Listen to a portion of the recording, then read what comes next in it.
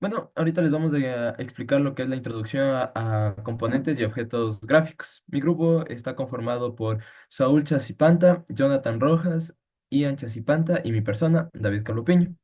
Primero, ¿qué son los componentes gráficos? Estos son elementos visuales que forman la interfaz de usuario de una aplicación. Por ejemplo, tenemos lo que son botones para realizar acciones, etiquetas para mostrar texto, cuadros de texto o text files para que el usuario ingrese datos. ¿Por qué son importantes las interfaces? Esta permite la interacción entre el usuario y el programa. Hacen que las aplicaciones sean intuitivas y fáciles de usar, mejorando la experiencia del usuario. Los componentes, que son elementos individuales como botón, cuadro de texto. Luego tenemos lo que son contenedores, objetos que agrupan varios componentes y organizan la interfaz como ventanas o paneles. A continuación se presentan algunos conceptos claves que fundamentan el uso de componentes y objetos gráficos en Java utilizando NetBeans. Por ejemplo, como se mencionó, era el componente gráfico, que es un objeto visual de la interfaz de usuario, como botones, etiquetas, campos de texto, que forman parte de la interfaz gráfica de usuario. Cada componente gráfico en Java hereda de la clase Components o de la clase JComponent. Como se mencionó también lo del contenedor, que un contenedor es un componente que puede contener otros componentes incluidos como contenedores. Ejemplo común como el JPanel, el JFrame y el JDialog. Estos contenedores son la base para formar la estructura de la interfaz de usuario en una aplicación. También dentro de esto tenemos lo que es el gestor de diseño, que es un mecanismo que Java utiliza para organizar los componentes dentro de un contenedor. Hay varios gestores de diseño como Flow Layout, Boundary Layout y Grid Layout. Cada uno de esos con sus propias reglas para posicionar y dimensionar componentes. También tenemos lo que es un evento, que en el contexto de Wii, un evento es una acción que ocurre dentro de la interfaz, que puede ser desde un clic de mouse, una presión de tecla, hasta el cambio de foco entre componentes. La gestión de eventos es fundamental para responder a las interacciones del usuario. Y por último tenemos lo que es el listener.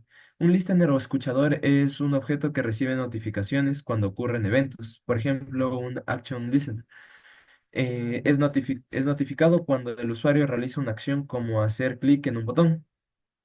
En resumen, los componentes gráficos son esenciales para crear aplicaciones interactivas. Los componentes son las partes visibles y los contenedores que las organizan. Ya, hablando sobre la jerarquía de clases y las librerías que usamos para hacer las interfaces gráficas, como podemos ver aquí, las más usadas suelen ser en Java el Swing y el JavaFX. El Swing es el que usamos más comúnmente para crear los JFrame, JField, JPanel, etc. En Python se usa el Tinker. Este es distinto al de Java y es más simple de usar, ya que permite crear interfaces profesionales simplemente con el código. En Java tenemos la jerarquía de clases. Los niveles principales de la jerarquía de las interfaces gráficas son los componentes en primer lugar. Por ejemplo, estas son las bases de las interfaces, que son los JFrame, los JPanel, los que contienen al resto de elementos. Por ejemplo, luego están los JComponent. Estos son, por ejemplo, el JButton, el JLabel, que es para escribir un texto, y los JTextField para ingresar un texto por la consola, digamos, al momento de que se ejecute por la interfaz. Los componentes más específicos, por ejemplo, serían JButton, que es el de uso más común, el botón, el label, que es para hacer etiquetas de texto, es decir, títulos o cosas que queramos poner, normalmente para rellenado de texto, JPanel, que es en el cual normalmente contenemos a todos los demás anteriormente mencionados, y JFrame, que es el que contiene al JPanel y a todo lo demás que está contenido dentro de este.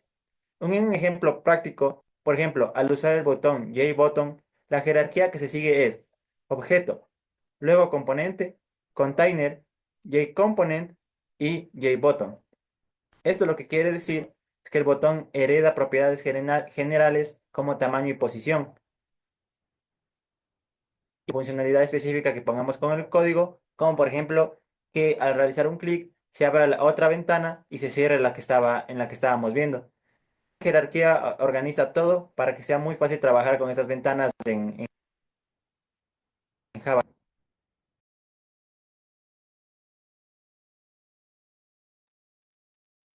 Ya. Y por último, vamos a hablar sobre lo que son los events y los listeners.